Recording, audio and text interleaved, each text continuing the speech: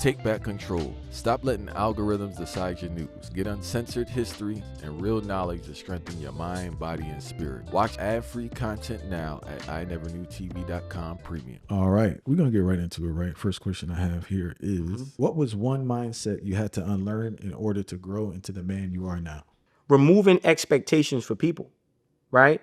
Removing expectations for people and, internalizing the wisdom that I have, and that internalizing the wisdom that I have and then applying it to my life will attract the people into my life that meet the expectations that I have for the people that I want to be in my life. Okay? How you think creates how you feel becomes an emotion, that emotion becomes a vibration, that vibration becomes a magnet that attracts things to you, but also repels things away from you. So I had to unlearn, like, okay, you have these expectations for people when you should just apply yourself in a way that attracts the people into your life that meet the expectations you have for the people that you want to be in your life. And understanding that. And even in my manager, we argue all the time. And that's one of those things where I kind of like give him warning, like, yo, look, bro, like, you got to tighten up in this area. You got to tighten up in this area. You got to do, right? You got to do this, that, and the third. You got to, yo, bro, right? Because I love him. This is my family, right? However, there's a balance between. Hold on. Shout out to your manager too, bro. You be fighting super hard for you. For sure. But we talk about expectation. But when you internalize the expectation and stop expecting people to meet that expectation, when you internalize that expectation and apply yourself in such a way that your vibration is creating a gravitational pull, now you bring these people into your life that meet the standard for what you expect people to be in your life to have, right? So that was something I had to, I would say, maybe learn, right? That's very important, right? And be appreciative of myself and not expect people to be me, because that's just a form of escapism. Elaborate more on that one. Appreciating yourself. Yeah, Michael Jordan can't expect Steve Kerr to be Steve Kerr. 50 Cent can't expect Tony Yayo to be 50 Cent. Floyd Mayweather can't expect Leonard Ellerbe to be Floyd Mayweather. Muhammad Ali can't expect Bodini to be Muhammad Ali. Bodini ain't getting in there taking them George Foreman blows. If you know, you know, right? So, and sometimes the expectation that you place on people is just a form of procrastination or escapism that you use to not fully be who you're supposed to be. You're waiting on them, supposedly. You're waiting on them to do what you know that you can get done. And then when you're doing that, or at least moving in that direction of getting it done, that creates a frequency, that creates a vibration, but it also creates a form of inspiration that gives the person in your life an opportunity to raise their level based upon the inspiration you give them for letting them see you raise your level. So it all goes back to you. Accountability in that way is important. Another question I want to ask. I was having a conversation with a Bridget, right? Mm-hmm. We were talking about life, and we were just talking about, I don't want to say failure is a beauty, bro, but to me, they're the greatest things that have ever happened in my life, because that's where I received the most growth. For sure. So the dude asked me, he said, yo, what was your most favorite failure, right? I said, that's wild, because my favorite failure is one of the biggest struggles I've ever had in my life, because that's what I learned. So, like, if I didn't have that experience, I would not be the person I am today. Right. What is your favorite failure? Don't have them. I don't look at it like that. Even though failure is a part of the process, you have to be so tuned into what you're doing. It's not about failure or success. Lesson, I guess. Not even lesson. It's not about that, right? It's just about executing, right? I'm not counting the miles in a marathon. I know that life is not a sprint, it's a marathon. I'm not counting the miles in the marathon. I'm not looking to see what place I'm in. I'm just running, right? And I'm moving in my purpose, right? And everything is so intertwined and connected that I'm not separating failure from success or lesson. I'm just existing. I'm just in the present. I'm just in the now. That's why I said we have to understand the power of now. The power is in the now. It's not in the gain. It's not in the win. It's not in the loss. It's just in the now. I'm just in my purpose and I'm moving towards that. So that's something that I would say life has taught me and it continues to teach me, right? Detach yourself from results. Detach yourself from gain. Detach yourself from loss. Detach yourself from who's watching versus who's watching, or how good you're doing, or how much money. Just do you. Right? So powerful. The most simplest shit in life, as I get more wise, I realize it's so powerful. You ever heard that term, do you? Just do you. But you have to realize, and who are you? Right? You can't do you if you don't know who the fuck you are. Right? And it requires so much attention and intention to do you that you're not worried about nothing else. Win, loss, I'm just doing me, baby. We all been socialized in ways that hold us back, right? For young brothers trying to deprogram, where should they start to build real confidence? Yeah, so I've been working on something called the Negative Speak Fast, and I think it's very important to understand the impact of thoughts, negative thoughts, and understand that the power is in the now, and then understanding that we have to identify our negative thought patterns, right? And creating like a thought file to identify what these thoughts are, when are you getting these thoughts, how are these thoughts happening, right? Also understanding like what triggers these thoughts. Also, what thoughts are happening when you're thinking about a goal. Like when you're thinking about a goal and you're trying to come out of your comfort zone, what are those thoughts that you're thinking when those things are happening, right?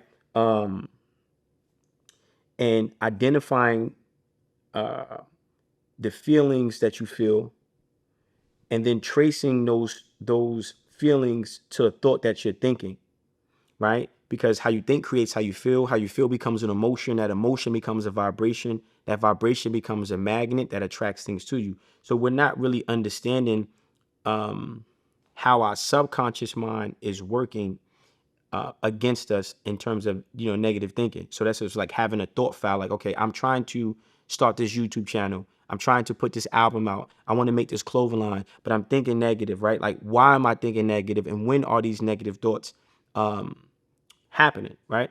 So like understanding like just how our negative thoughts are cultivated.